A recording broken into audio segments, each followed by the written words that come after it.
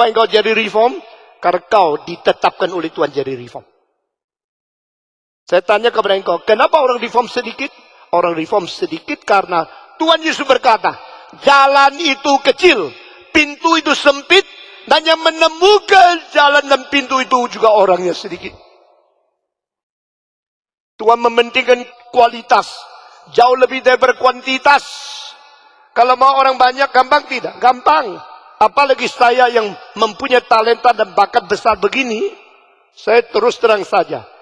Saya mempunyai bakat, talenta, potensi lebih besar dari banyak pendeta. Sehingga kalau saya mau tidak jujur, pakai cara-cara psikologi, cara-cara merayu, anggota gereja reform bisa tambah 5 kali, 10 kali. Lebih besar daripada pendeta karismatik yang manapun. Tapi saya mengetahui, jikalau saya tidak mempertahankan firman, tidak setia kepada wahyu Tuhan, dan tidak mengajar dengan jujur, meskipun saya dapat anggota banyak, ajaran yang salah, akhirnya mendapat anggota yang banyak. Gereja itu gereja yang malu, bukan mulia. The more follower in your church, which is not faithful to the Bible, is shame, not a glory.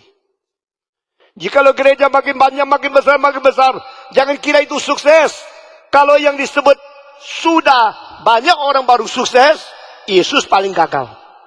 Saat dia dipaku atas kayu salib, selain Yohanes berada di bawah salib, muridnya semua pergi. Sukses apa? Waktu Yesus dipaku di atas kayu salib, belum membangun sebuah gereja, belum mendirikan satu sekolah Kristen, belum mempunyai satu gedung yang diwariskan sebagai tempat seminari melatih akan hamba Tuhan, belum tulis sebuah lagu Kristen, belum mempunyai satu partai politik Kristen. Pada waktu Yesus dipaku di atas salib, gagal total secara manusia. Tapi dia mengatakan, tetelestai, genaplah, sukseslah. Cara pikir kita harus jangan ikut dunia ini. Cara pikir kita harus mengetahui, mensari apa yang menjadi inti, esensi, substansi daripada rencana Tuhan Allah. Ibadah harus sejati. Kalau gereja tidak ada kebenaran dan tidak sungguh-sungguh, kalau memang ikut gereja tidak jujur, lebih baik tutup gereja. Tapi kesulitan adalah kalau orang yang menuntut kualitas mungkin gak mencapai kuantitas. Oh, banyak orang mengatakan ini tidak gampang. Itu sebab banyak reform kecil-kecil tapi memelihara, tapi tak bisa besar.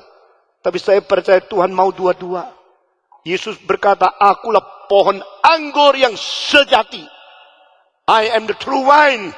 That concerns our quality. And you should bear more fruit.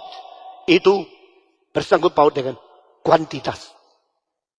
Gerakan di Indonesia ini adalah gerakan yang memelihara kualitas, tapi ingin mencapai kuantitas.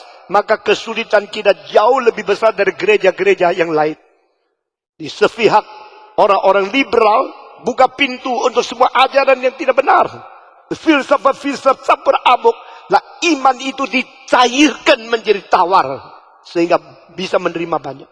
Di pihak yang lain karismatik berusaha untuk menawarkan kesuksesan, kelancaran, kekayaan sebagai satu hal yang gampang hidup, sehingga mereka dapat anggota yang banyak.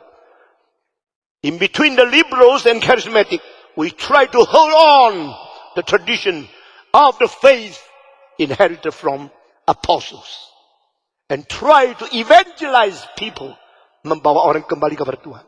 Pada satu pihak kita memelihara iman kepercayaan yang paling ketat.